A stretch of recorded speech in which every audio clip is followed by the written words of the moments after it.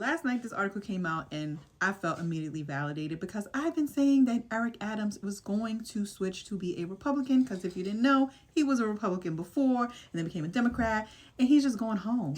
That's what he's doing. He's about to go home to his people, all the corrupt people on that side. That's what he's going home to. But he's likely trying to do is become an independent, or I doubt he's going to become a Republican again, but it's very possible because he was registered as a Republican in the 90s.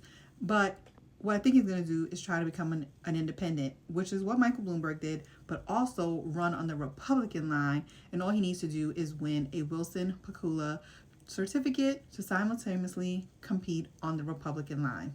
But are they going to give him that? Who the hell knows? They're not going to give that DEI, aka the black man, a chance to run on their ticket. Are you crazy? And it looks like the Republicans are trying to recruit Curtis Lewa to run again. Why, I don't know. You know, him and his little red beret.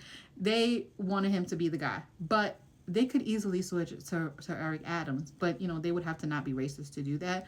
And what he says here is the whole notion here is that the president or one of the president's men or women can call up the county chairman and tell them, I want you to support Adams, and give him a Wilson Pakula.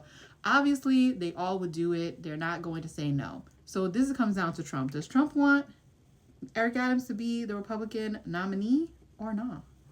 The plan was for Eric Adams to get off on his charges. You know, Trump didn't want to have those charges and they were going to drop the case. But this lady right here, she had a different thing in mind. This is Danielle Sassoon. I think that's how you say her last name. Well, she was the prosecutor on the case and she resigned today. But while she resigned, she dropped all the tea about what Eric Adams' lawyers were doing, and she refused to drop the charges against Trump.